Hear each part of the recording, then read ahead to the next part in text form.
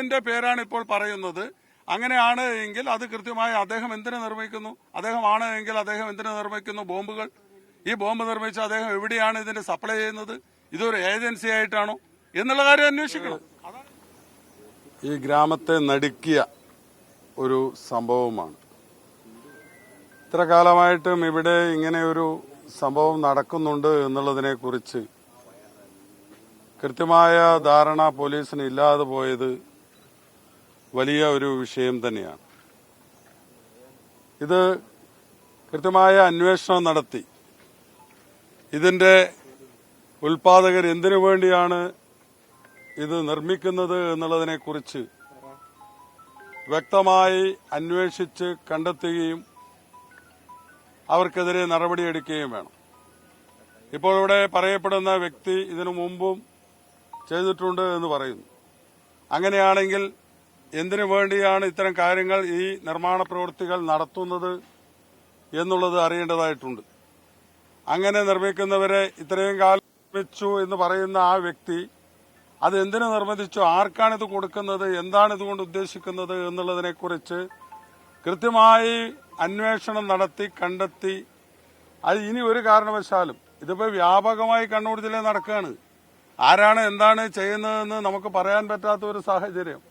ഏത് മുക്കിലും മൂലയിലും പോയാലും ബോംബ് നിർമ്മാണവും അതുപോലെ തന്നെ മറ്റ് നിർമ്മാണങ്ങളും സാധാരണ ഇത് മറ്റ് വേസ്റ്റ് കളക്ട് ചെയ്യാൻ വേണ്ടി പോകുന്നവരുൾപ്പെടെയുള്ളവർ അല്ലെങ്കിൽ തൊഴിലുറപ്പ് പദ്ധതിക്കാരുൾപ്പെടെയുള്ളവർക്ക് പരിക്ക് പറ്റുന്ന ഒരു സാഹചര്യം നമ്മുടെ നാട്ടിൻ പ്രദേശത്ത് കണ്ണൂർ ജില്ലയിൽ പ്രത്യേകിച്ച് എവിടെ ചെന്ന് നോക്കിയാലും ഇത്തരം സംഭവങ്ങൾ നമുക്ക് കാണാൻ വേണ്ടി സാധിക്കുകയാണ്. അതുകൊണ്ട് പോലീസ് ഇക്കാര്യത്തിൽ എല്ലാ പ്രദേശത്തും അന്വേഷണം ഇപ്പോൾ ഒരു ബോംബ് സ്ഫോടനം നടന്നു. ഇനി കുറച്ച് സമയം അന്വേഷണം നടത്തും. അങ്ങനെ അന്വേഷിച്ച് കണ്ടെത്തുന്ന ബോംബുകളൊക്കെ തന്നെ എന്ത് ചെയ്യുന്നു എന്നുള്ളതിനെ കുറിച്ച് വ്യക്തമായ ധാരണയില്ല. അപ്പോൾ ഇതിനകത്ത് കർശനമായ നിലപാട് ഇക്കാര്യത്തിൽ പോലീസിന്റെ അധികാരികളുടെ ഭാഗത്തുനിന്ന് ഉണ്ടാകണം. അത് ഉണ്ടാകാത്തതാണ് ഇങ്ങനെയുള്ള സംഭവങ്ങൾ ആവർത്തിച്ചുകൊണ്ടിരിക്കുന്നത്. ഇത് ഒരിക്കലും നമ്മുടെ നാടിന് ഗുണപ്രദമല്ല എന്നുള്ളതാണ് എനിക്ക് പറയാനുള്ളത്. ഇത് തീർത്തും അനാസ്ഥയായിട്ട് തന്നെ നമ്മൾ കാണേണ്ടതായിട്ടുണ്ട്.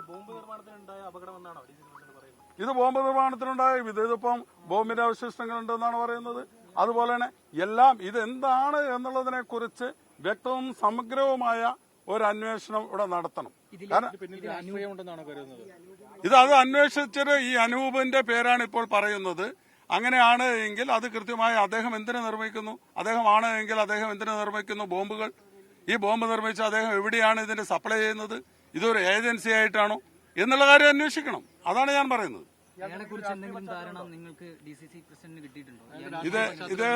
ഇദ്ദേഹത്തിന്റെ രാഷ്ട്രീയത്തെക്കുറിച്ച് ഇദ്ദേഹത്തിന്റെ നേരത്തെ ഇവിടെ രാജേന്ദ്ര കോളനിയിൽ ഇത് ഉണ്ടായിട്ടുള്ളതാണ്.